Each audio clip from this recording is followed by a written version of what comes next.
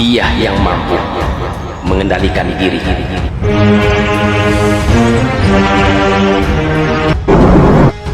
Sedikit, yang penting ini bukan catatan Mahkamah Konstitusi. Hadirin sekalian yang saya muliakan. Nah gitu dong Gus, jangan terlalu tegang kayak waktu debat Cawapres pertama kemarin. Sudahlah Mas, kalau kita itu cerita etika pasti ada relativitas. Saya lebih melihat objektivitas dari substansi yang disampaikan Mas Gibran sangat kualitatif. 5 orang ini, yaitu Anies, Muhaimin, Ganjar, Mahfud, Prabowo, saya masih butuh waktu untuk memperhatikan mereka sampai kemudian saya menjatuhkan pilihan saya pada siapa. Tapi khusus terhadap Gibran, saya sudah tentukan hari ini. Saya tidak butuh waktu untuk mengamati dia. Kenapa? Bagi saya, secara umum, sepintar apapun manusia, sekaya apapun hafalannya, seartikulatif apapun yang mengutarakan isi pemikirannya, semua itu tidak ada artinya kalau dia hadir lewat rahim nir'ed. Kalau substansinya kuat, tidak perlu banyak atraksi. Rumus itu. Kalau substansinya kuat, tidak perlu banyak atraksi. Tapi kalau substansinya lemah, harus ditutupi dengan atraksi. Oke? Itu sederhana sekali. Yang kedua, ketika kita menyampaikan gagasan, akan bisa terlihat mana gagasan yang otentik, mana yang kosmetik. Oke? Anda akan bisa menyaksikan di situ. Jadi, bagi kami ini adalah sebuah kesempatan bagi rakyat untuk melihat mana yang substantif dan mana yang otentik. Karena pada merekalah kita perlu titipkan kepercayaan untuk masa depan Republik. Saya justru kasihan dengan Gibran. Kenapa? Karena kemudian dia menjadi objek bully. Padahal saya yakin dia mampu untuk ikut berdebat. Siap juga Bang Dian. Menurut saya siap. Orang jadi wakil presiden saja siap, masa cuma debat nggak siap? Kan? Kenapa? Ya, kan kasihan. Pertanyaan Gibran, pedas jawaban Caimin sebut level ijazah palsu. Paslon nomor 1 dan tim suksesnya sering menggaungkan LFP, lithium ferrofosfat. Saya nggak tahu ini pasangan nomor 1 ini anti nikel atau gimana? Mohon dijelaskan. Masih ada waktu, Pak Gibran, apakah akan digunakan? Akan saya gunakan apabila pertanyaannya belum jelas. Bagaimana Gus? Cukup? Saya jelaskan juga nggak apa-apa. Singkatan dan terminologi mohon dijelaskan. LFP, lithium ferrofosfat. Tadi udah saya bilang kan, lithium ferrofosfat. Itu sering digaungkan Pak Tom Lembong itu. Lithium ferrofosfat. Baik.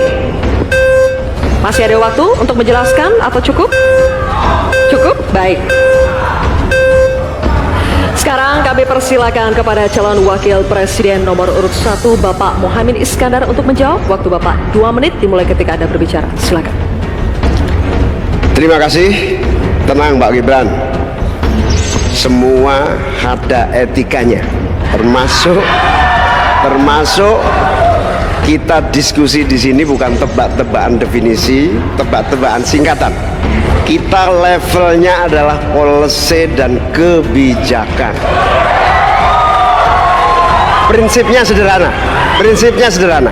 Semua kembali kepada etika Pak Gibran. Etika, sekali lagi etika. Etika itu adalah etika lingkungan.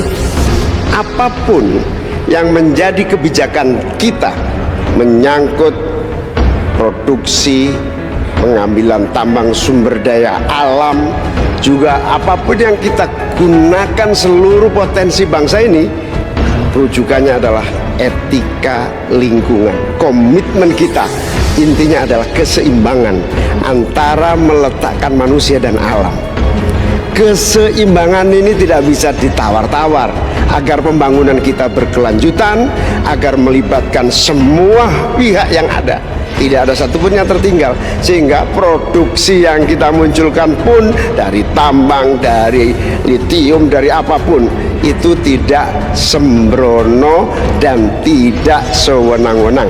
Bahkan yang lebih parah lagi, tidak mempertimbangkan lingkungan dan keberlanjutan masa depan. Sekali lagi, intinya bukan hanya etika lingkungan, tetapi etika bahwa forum ini adalah forum policy yang berharga. Jangan-jangan kalau kita tebak-tebakan definisi di sini, saya ragu kita ini levelnya SD, SMP, atau jangan-jangan ijazah kita palsu semua di sini.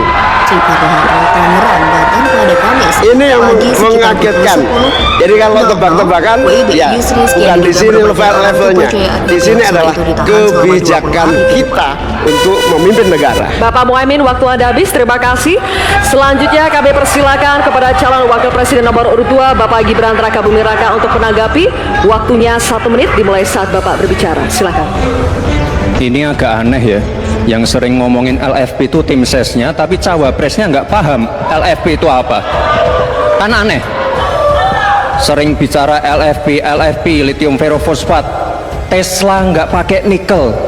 Ini kan kebohongan publik, mohon maaf. Tesla itu pakai nikel, Pak. Dan kita sekarang, Indonesia itu adalah negara yang punya cadangan nikel terbesar sedunia. Ini kekuatan kita, ini bargaining kita. Jangan malah membahas LFP. Itu sama saja mempromosikan produknya China, Pak. Saya nggak tahu ya, Pak Tom Lembong dan tim sesnya sering nggak diskusi dengan cawapresnya. Masa cawapresnya nggak paham? Aneh loh.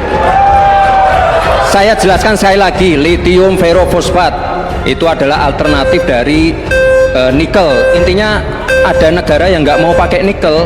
Nah, itu loh Gus yang saya maksud. Apakah Gus Muhaimin juga anti nikel? Baik, waktunya habis. Terima kasih Pak Gibran. Baik, kami lanjutkan. Mohon tenang dulu Bapak, Ibu. Cukup Bapak-bapak. Bisa kita lanjutkan ya. Terima kasih. Sekarang kami persilakan kepada calon wakil presiden nomor urut 1 Bapak Muhaimin Iskandar untuk merespon tanggapan dari Bapak Gibran Rakabuming Raka. Waktu Anda 1 menit Bapak, silakan.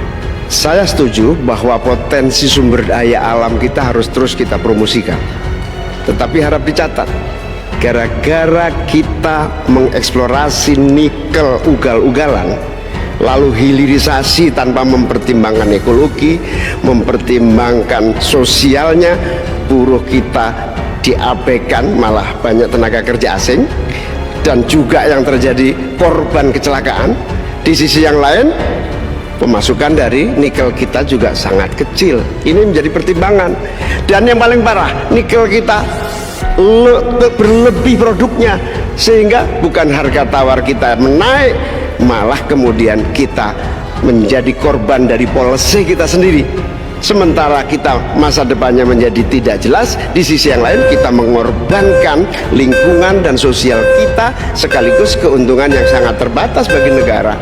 Oleh karena itu, bukan soal gegabah, ini soal keberanian dan keberpihakan. Waktunya habis Bapak Muhaimin. Terima kasih.